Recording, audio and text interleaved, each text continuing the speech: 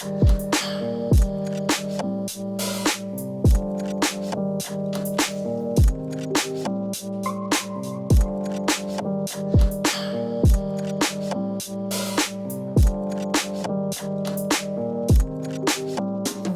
my name's Jack. I'm a designer and video maker living in London, and it's been almost 4 months since I uploaded a video called My Minimalist Productivity Setup for 2021. In that video, I teased the fact that in a few weeks I'd be moving flat and definitely be doing a new setup tour.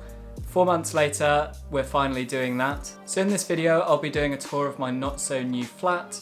At the end of the video, I'll also be sharing how much I pay for the place, including bills and everything like that, and I'll also be talking about my future plans, because even though I've only been here for about 3.5 months, I'm actually moving flat again in about a month's time. But before all of that, let's get off the tripod and actually show you the place. So as I have literally just taken the camera off the tripod, you can see I've still got a lot of my filming equipment just over there. We've got 2 lights and my tripod. The tripod obviously was where my camera was. I'll be showing you the rest of the room and then going around my setup. I'll also show you a bit of the rest of the flat. To be honest, I'll just show you that now. There's 2 other bedrooms here with other tenants, so I'm not going to show you their rooms, obviously. There is a bathroom, which is pretty nice. It has some fancy lighting and one of those rainfall showers. And then there's a kitchen / communal area, which has like a dining table, a sofa, and then all the kitchen appliances. That's pretty much it for the rest of the flat, which is why I'm just going to focus on my room for most of the video. So looking around my room, there's just a wardrobe full of my clothes, bedside table, a bunch of random things up here. It's actually mainly just more filming stuff lying around, some sports equipment, more clothes in these drawers here. I've got my lovely bed and the lighting equipment that I talked about previously. Now, fortunately, because I've got these lights here, this setup's actually very well lit. I've got my shoes down here. Obviously, they didn't come with the room. My plant, which is from Ikea. And yeah, that's my baby. Got a bin down in the corner. Super exciting stuff. This is where I was just sitting. This chair is from Amazon. I mentioned it in my previous setup. I will link a product link from Amazon. Link a product link, not the best way to say it. But I will include a link to this chair on Amazon along with all the other products I mentioned in this video.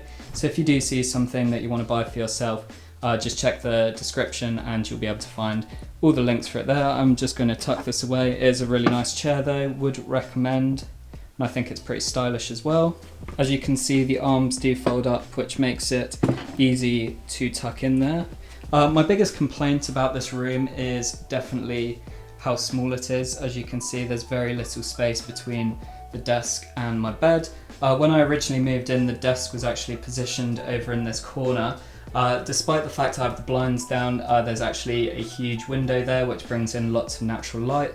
It's not brilliant for filming, however, while I'm working I do enjoy staring out the window, which is why I place my desk there. So in terms of my kind of computer setup, which I think is what most people, or at least what I find most interesting when it comes to these kind of videos, I pretty much copied the setup from my previous room to the T. So if you watch that video, there's nothing really new here.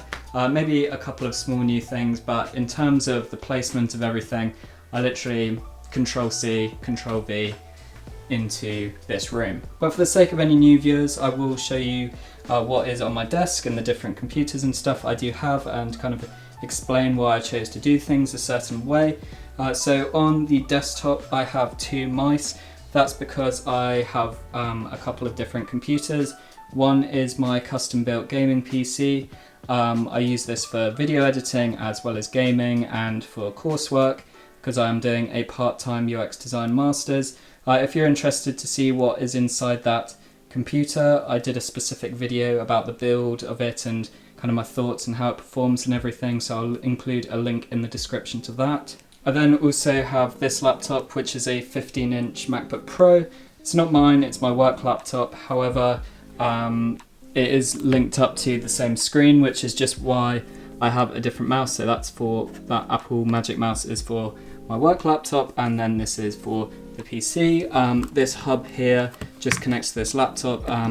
It basically just charges it and then has an HDMI to the monitor. Nothing too crazy, but at the moment, because I'm not working, it is unplugged. On top of my work laptop, I have a pair of Bose QC35-2s. These are a great pair of Bluetooth headphones. I didn't actually pay for them.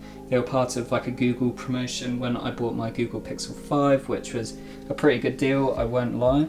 Then I have a Keychron K35? Is it? No, it's not called a Keychron K35. What is it called? Keychron K2? Keychron K2, which is a wireless mechanical keyboard. I have done a specific video about this thing as well, which I would recommend watching. It's a pretty awesome keyboard. My favorite thing about it is you can see when I press function, that light flashes. That just shows that it's connected to computer number 1. If I hold down function and press 2, it switches which device it's connected to. So in this setup where I use one computer for kind of my personal work and then another computer for my full-time work, it's great because just with the switch of a button, I can switch between the two computers. Then I have a wireless Corsair gaming mouse. It's pretty good for non-gaming stuff as well. The charge lasts really long. It's a comfortable mouse to use. Can't really say too much more about that. Then I have a branded work Chili's bottle. Chili's bottles are actually awesome. Would recommend that as well. Then I have a FiFine microphone. I did a review of this not too long ago. It's a really great sounding microphone and it costs less than £100. Then the main thing filling the desk is this monitor. It's not a new monitor, it's about 6 years old at this point. It's a Dell monitor, it's 1440p. Not really much special about it. It was quite a nice monitor at the time and now it's pretty standard, and it's on a mount just so I have more space on my desk. I quite like how it looks as well. I think the floating monitor style is pretty cool. The mount was about 20 quid off Amazon. So again, linked in the description, but yeah, it's a decent monitor. It's fine for gaming and design work and video editing, so can't really complain about that. There's not really too much exciting here. The computer that I already mentioned, which I won't talk too much about just because I did do that separate video. Then there's files, a little box where I just keep like my keys and my wallet and stuff. A big pile of books down there. And then this box, which in previous setup videos I've always made a joke about how this is kind of like the least minimalist thing about my setup. I have improved it quite a lot. It still doesn't look great, but I got this kind of like binder thing, and this basically holds all my cables. So no longer is there a big mess of cables. Now there's this folder, and I think that's a lot better. And then the other stuff in there is just like notebooks, headphone case, other fun stuff. And then down here I just have my rucksack, chargers, and on top, more plants. That one's fake, that one's real. Bluetooth speaker, Xbox controller, design books, lamp, and that's the setup. Right, so now let's talk money. So basically, as this place is a managed property, it's managed by an agency opposed to just having an individual landlord. Basically all the bills, including council tax, internet, heating, gas, water, all of that is included in the rent price. That's super convenient, especially due to the fact that I'm only here for a short amount of time. The total length of my lease was actually only 4 months, so hence why I'm moving out next month, which is very convenient for my specific situation because I had to move out during the middle of kind of peak COVID in London. At that point, not really many people wanted to find a place, so I managed to get this place on a short-term basis, and now I've managed to get a much nicer place next month, which I'll definitely be showing in a future video. Hopefully that won't be in 4 months, hopefully that will actually be next month when I move in. But back to how much this place actually costs. I pay a total of £671 a month. That, as I said, is for rent and all bills, which I personally think is a great deal. The flat itself is based in a pretty nice location. It's only about a 15-minute walk from a Jubilee line station and a 15-minute walk from a DLR station. It's in a modern block. Also, as you saw, the kitchen and bathroom, they're fairly nice. They're not amazing, they're definitely not big, neither is the room, but I think on a short-term lease and for the price, this place is pretty nice. That rhymed. I can't say I've loved like every minute of living in this place. Then, especially at first, I wasn't super happy in this flat. Part of the reason for that was actually the internet was terrible. We were getting about 5 megabits down and less than 1 up. That since has been fixed. We got an upgrade to fiber optic broadband and now we're getting more like 200 down and 200 up. So in terms of making videos and doing my design work and just general work, that's made life a lot easier. And in terms of advice, if you want to get a similar place, I found this room through Spare Room. I don't think Spare Room's the best website, however, a lot of people do just advertise individual rooms, whether that's subletting or individual landlords or agencies. There's lots of different things on there. And I think if you're moving and you don't have someone specific to move with, that's probably the main place to look. My recommendations, if you are doing that, is definitely view the place and also meet the people before moving in. But in terms of looking forward, as I said, next month I am moving flat.